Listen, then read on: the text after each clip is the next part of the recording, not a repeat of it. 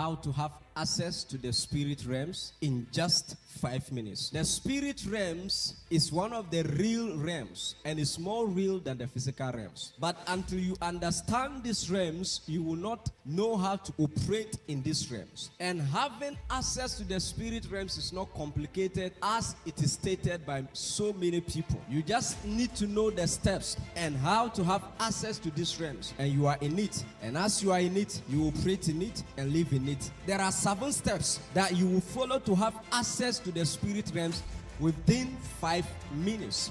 You are already there. Now, the steps may take us a while, but after you master and understand whatever I'm teaching you, you will discover that whatever I am teaching you can even take you less than 5 minutes. You will not even need up to 5 minutes. 30 seconds to 1 minute, you are already inside. If you master and understand whatever I am coming to teach you. If you don't understand it, you will keep trying and you will keep failing. That is why so many people have tried and they have failed, because they don't understand it. Now, there was a prophet in the Bible who actually taught us how to zoom and how to see in the realm of the spirit. And that was Prophet Habakkuk. Habakkuk, the chapter 2, verses 1. The Bible said, I will stand upon my watch and set me upon the tower and will watch to see what he will say unto me, and what I shall answer when I am reproved. I will stand upon my watch and set me upon the tower, and will watch to see what he will say unto me, and what I shall answer when I am reproved. So Habakkuk gave us the steps to having access to the spirit realms. He gave us the laid down procedure to hearing the voice of God and then having access to his realms. The number one was that he said, I will stand upon my watch. I will stand upon my watch. In God's realms, we watch by communicating. So, number one, he said, I will stand upon my watch. How do we watch? In the realms of God, we watch by communicating. So, until you are able to watch, you will not see. Until you watch, you cannot see. So Habakkuk was saying that I will stand upon my watch. Many people want to see with that watching, and many have tried over and over to see with that watching. But before you can see, you have to watch. If you don't watch, you cannot see. So Habakkuk said the first step of every prophet, or the first step of every believer trying to access God's voice, is that that person must stand upon his watch. And what is watching? Watching is communicating. Watching is praying. And watching is understanding the ways of God, the ways by which God speaks. That is what we call watching. So when we call you a watcher, we are indirectly saying that you are somebody who understands the happenings in a particular environment. So whenever something is wrong, or when something is missing in this church, the first point of contact is the watchman. We will ask the watchman and said, are you aware of this missing thing? If the watchman say yes, matter die. If the watchman say he don't know where it is, we now have to do further investigation. So watching in the realms of God means what? Communicating to God, praying.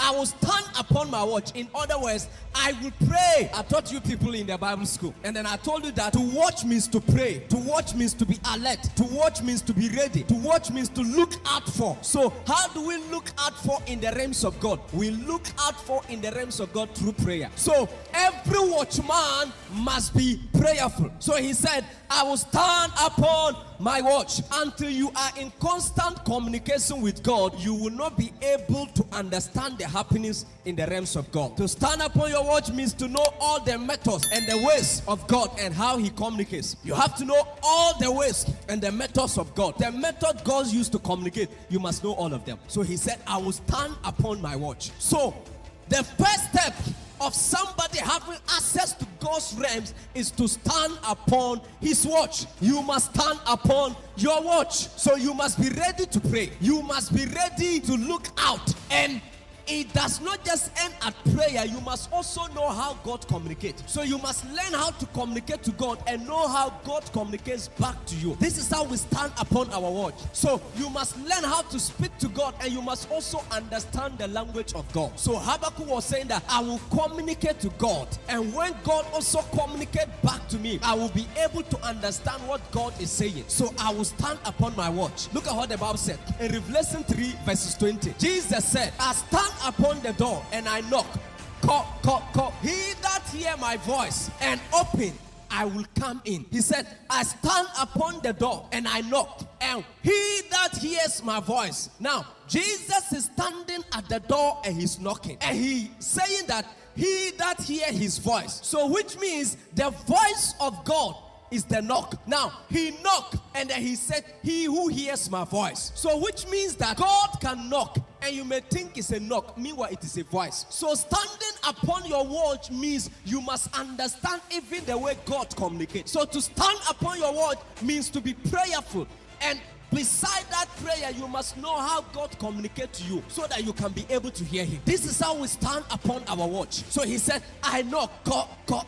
Now, and then the next one, he said, he that hears my voice. Why not he that hears my knock? Because you are knocking, you are not speaking. Yet he's saying that he that hears my voice. In other words, the knock of God was translated to be a voice. So Jesus was saying that I communicate and I speak every day. So a knock on your door can be a voice. Your ability to interpret that knock as a voice will determine whether I come into your life or not. So God communicates in a mysterious way. He communicates in a way that if you don't understand, you will be standing there thinking that God hasn't spoken. Meanwhile, God have already spoken. So that is why we can be here and the Lord will enter this building and speak to me, and you will not know that God have spoken to me, because the way God used to speak to me is because I am on my watch. I have stand upon my watch, but you are not standing upon your watch. You may be waiting for an audible voice and you will not hear that audible voice. Why? Because you don't know how to stand upon your watch. You may be waiting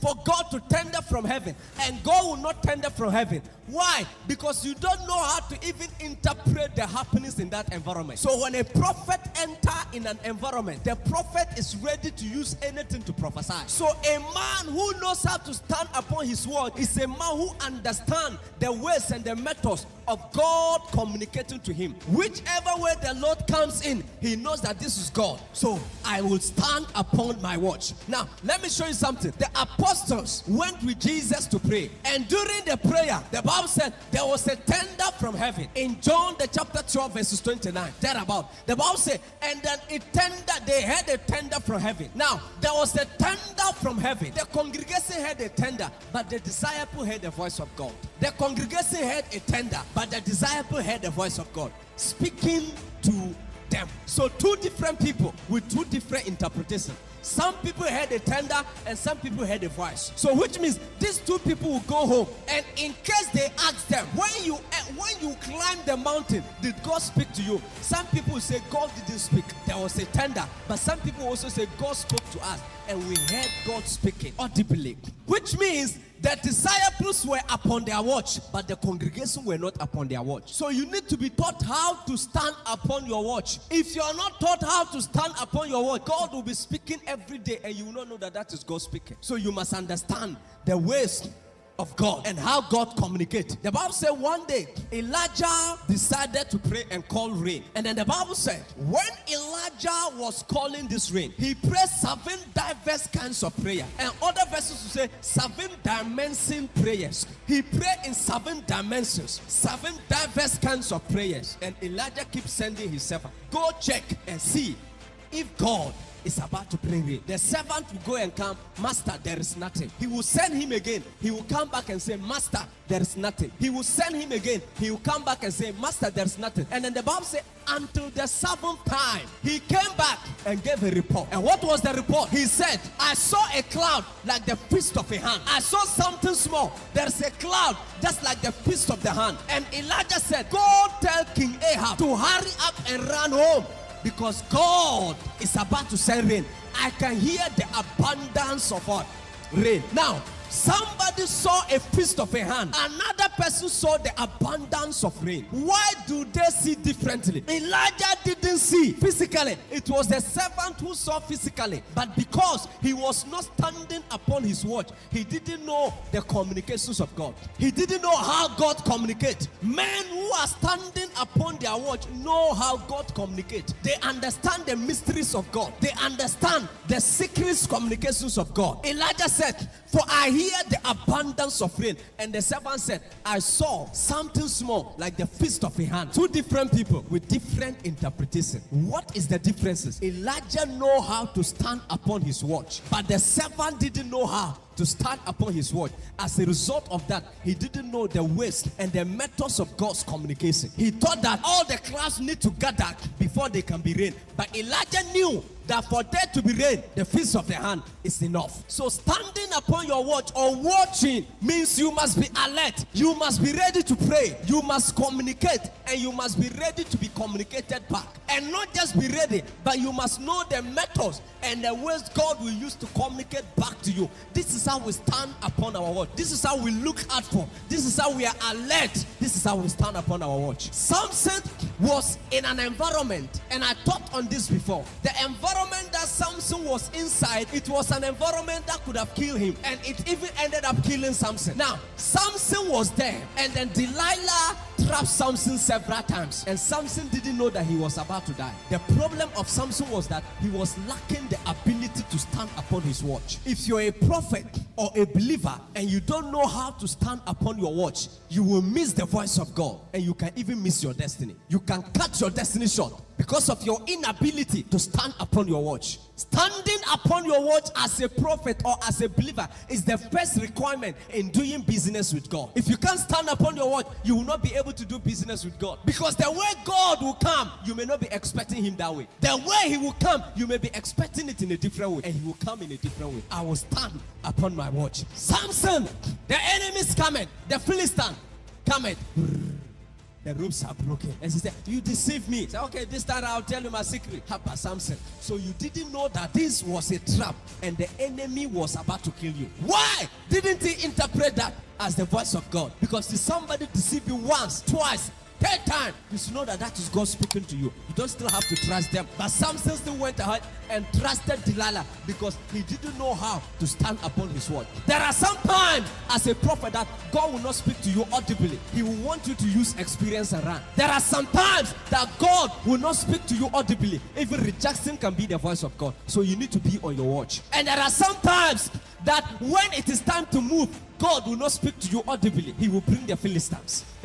In the wilderness, there were days that when it is time to move, God will not even consult Moses. He will bring the enemies, and the enemies will force them to move. That was the method of God communicating and telling the people of Israel that it is time to move. So it's not all the time you have access to God's voice audibly. Stand upon your word. Communicate and expect him to communicate back by understanding the methods and the ways he will use and communicate to you. This is the first step of accessing the spirit realms.